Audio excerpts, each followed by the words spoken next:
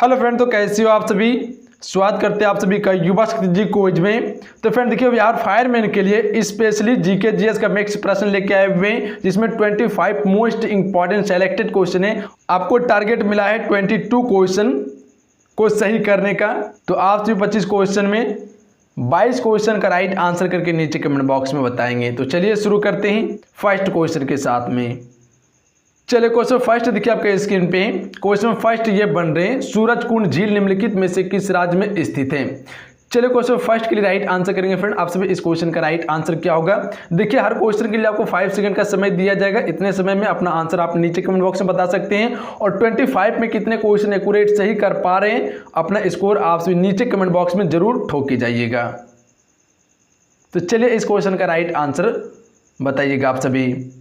तो हम सभी कह सकते हैं हरियाणा में स्थित है, यानी ऑप्शन में ए को हम सभी यहाँ टिक कर सकते थे, हरियाणा। देखिए, सूरजकुंड झील जो है ये हरियाणा के फरीदाबाद जिले में है और ये एक कृत्रिम कुंड है।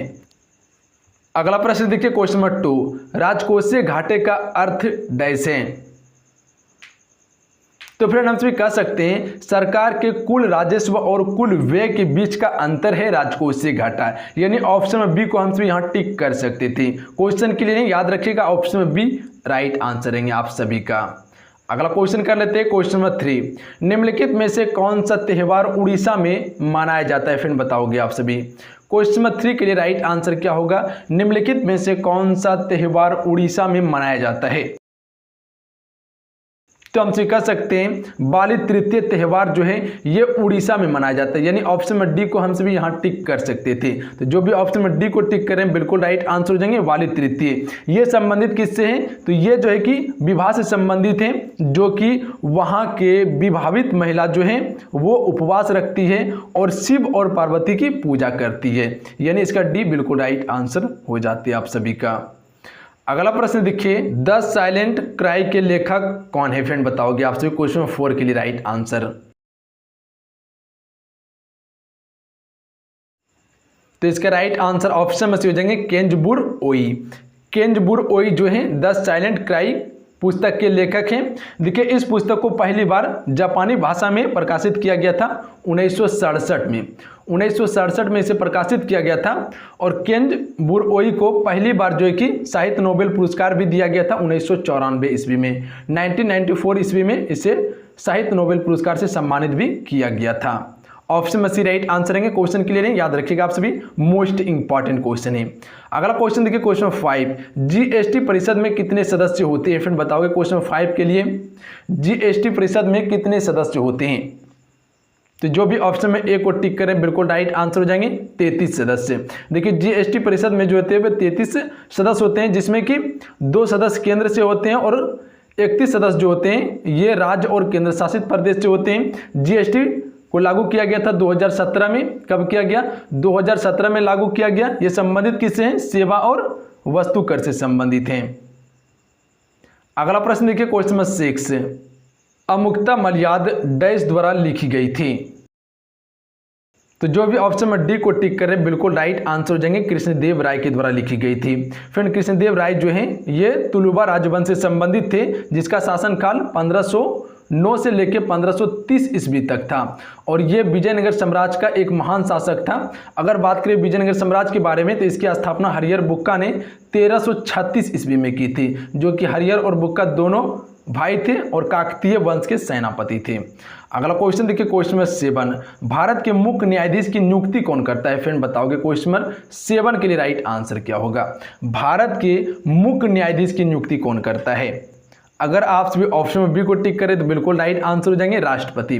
फिर राष्ट्रपति जो है भारत के मुख्य न्यायाधीश की नियुक्ति करते हैं अनुच्छेद 124 के खंड 2 के तहत करते हैं। अनुच्छेद 124 के भाग 2 के तहत जो है कि मुख्य न्यायाधीश की नियुक्ति कौन करते हैं, राष्ट्रपति करते हैं। याद रखिएगा ऑप्शन में बी राइट आंसर हो जाएगा। अगला क्वेश्चन देखिए क्वेश्चन नंबर 8। देखिए फ्रेंड, जितने भी क्वेश्चन आपको बता रहे सारे सिलेक्टेड और इंपॉर्टेंट क्वेश्चन बता रहे, एक एक क्वेश्चन को एक्सप्लेन कीजिएगा और सारा क्वेश्चन को याद करने का कोशिश कीजिएगा आप सभी।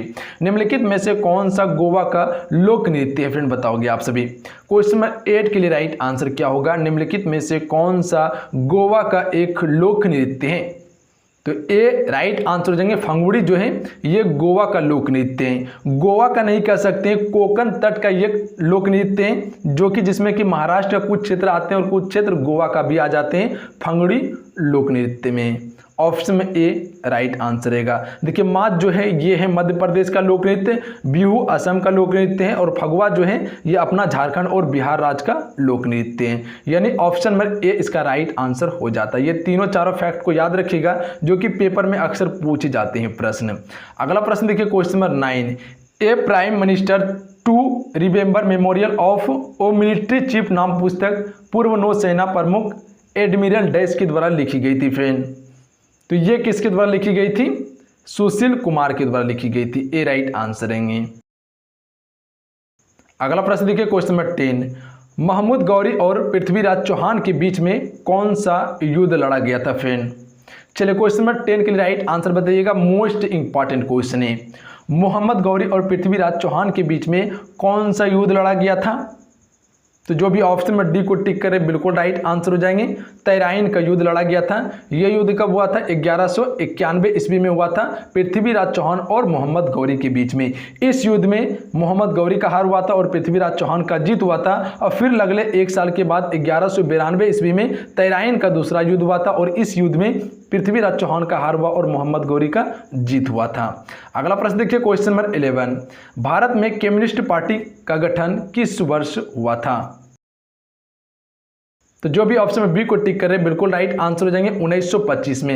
1925 में कम्युनिस्ट पार्टी का गठन किया गया था। कहाँ पे किया गया था? ये किया गया था अपना कानपुर में और जो कि एम.एन. रॉय के द्वारा किया गया था। कानपुर एम.एन. रॉय के द्वारा किया गया था, याद रखिएगा आप सभी। अगला प्रश्न है, निम्नलिखित में से किस महत्वपूर्ण लेख को भारतीय संविधान में सोवियत संघ समाजवादी गणराज्य से लिया गया था?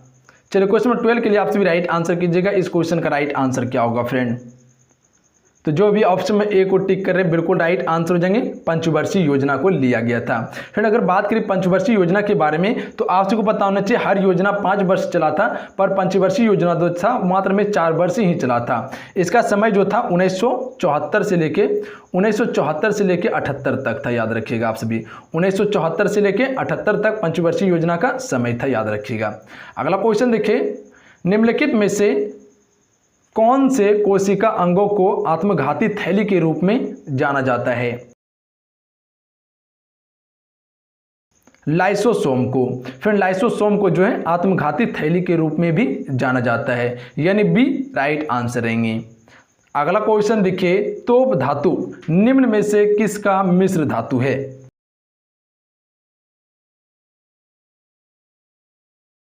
तो इसका right answer option number C हो जाएंगे। सी कर लीजिएगा, इस जगह सी हो जाएंगे। तांबा टिन जस्ता का होता है, याद रखिएगा आप सभी। जाकि तांबा जो होता है वह 88% तक रहता है और टिन की बात करें तो ये 8 से लेकर 10% तक रहता है और आपका जस्ता 4% तक रहता है तोप धातु में, याद रखिएगा आप सभी। सी कर लीजिएगा। अगला क्वेश्चन देखिए, गोल गुंबज भारत के किस राज्य में स्थित है? फ्रेंड बताओगे आप सभी। गोल गुंबज भारत के किस राज्य में स्थित है? तो हम से कह सकते हैं कर्नाटक राज्य में है। कर्नाटक के बीजापुर में स्थित है गोल गुंबज। और ये किससे संबंधित है? तो ये संबंधित है मोहम्मद आदिल शाह का मकबरा से संबंधित है, याद रखिएगा। गोल गुंबज क्या है? मोहम्मद आदिल शाह का मकबरा है जो कि विश्व का सबसे बड़ा गुंबज है गोल गुंबज। कहाँ पे स्थित है? बीजापुर में, कर्नाटक में स्थित है। और इसका निर्माण कब हुआ था? 1656 ईस्वी में इसका निर्माण किया गया था। 1656 ईस्वी में किया गया था। अगला क्वेश्चन देखिए, बेरी बेरी निम्न में से किसकी कमी के कारण होता है फ्रेंड?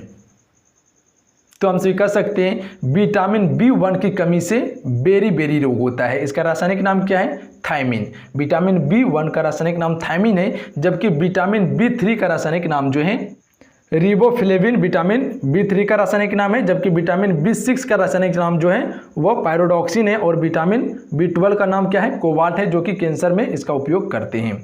अगला क्वेश्चन देखिए, गुरजीत कौर निम्नलिखित में से किस खेल से जुड़ी है फ्रेंड? तो ये जुड़ी है हॉकी खेल से। गुरजीत कौर जो है ये भारतीय हॉकी खिलाड़ी की महिला टीम है। अगला क्वेश्चन देखिए, निम्नलिखित में से कौन से उत्कृष्ट गैस का प्रयोग संवेदनाहारी एजेंट के रूप में किया जाता है?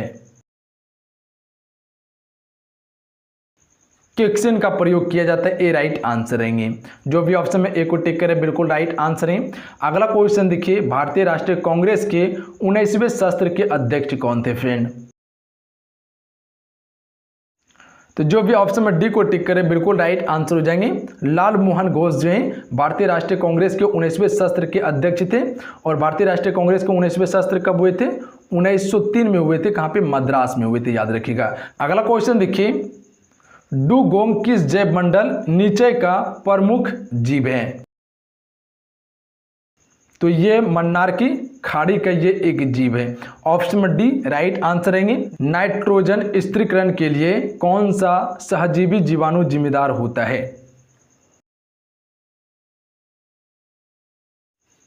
तो इसका राइट आंसर ऑप्शन में डी हो जाएंगे, राइजोबियम जिम्मेदार होता है, जो कि मिट्टी में पाया जाता है। ऑप्शन में डी राइट आंसर हो जाएंगे। अगला क्वेश्चन देखिए, N.A. अकबरी के लेखक कौन थे? तो इसके लेखक थे अबुल फजल, याद रखिएगा। अकबरनामा के लेखक भी अबुल फजल ही थे। अगला प्रश्न है, शेख ख्वाजा कुतुबुद्दीन बख्तियार काकी की दरगाह कहाँ स्थित है?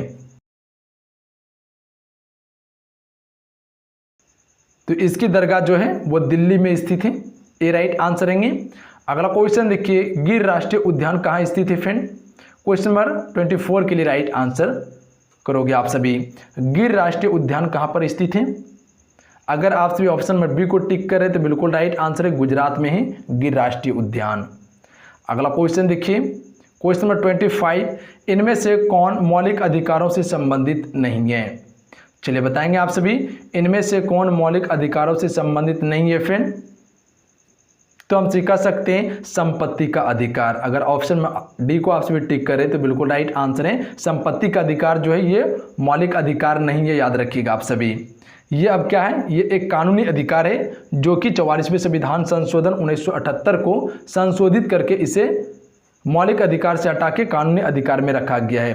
पहले मौलिक अधिकार मेरे पास 7 था, जो कि अभी वर्तमान में 6 मौलिक अधिकार है। हटाया गया है किसे? संपत्ति के अधिकार को हटाकर कानूनी अधिकार बनाया गया, याद रखिएगा आप सभी। अगला क्वेश्चन देखिए, जिसका आंसर आपको नीचे कमेंट बॉक्स में बताना है। बताइएगा इस क्वेश्चन का राइट आंसर क्या होगा। इनमें से कौन सा रोग वायरस के कारण होता है? 4 ऑप्शन आपके स्क्रीन पे दिया हुआ है। 4 ऑप्शन में अपना आंसर आप सभी नीचे कमेंट बॉक्स में बताइएगा इस क्वेश्चन का राइट आंसर क्या हो जाएगा। तो चलिए आज की इतना ही। आज की इस क्लास में कुल 25 क्वेश्चन को कवर किए, हम सभी डिस्कस किए, और कितने क्वेश्चन को सही कर पाए 25 में अपना स्कोर आप सभी नीचे कमेंट बॉक्स में जरूर बता के जाइएगा। तो चलिए आज की इतना ही। आज का ये क्लास कैसा लगा आप सभी को नीचे कमेंट बॉक्स में जरूर बताइएगा। अगर आज की क्लास अच्छा लगा, हेल्पफुल लगा तो आज की इस वीडियो को लाइक कीजिएगा और अपने दोस्तों में जरूर शेयर कीजिएगा। जो चैनल पर नए हैं तो चैनल को सब्सक्राइब करने के बाद घंटे को प्रेस कर लीजिएगा और नोटिफिकेशन ऑन कर लीजिएगा, ताकि जब भी क्लास हो नोटिफिकेशन आप सभी को प्राप्त हो सके। तो चलिए, जय हिंद, वंदे मातरम। अपना ध्यान रखिएगा, पढ़ाई करते रहिएगा। जय हिंद।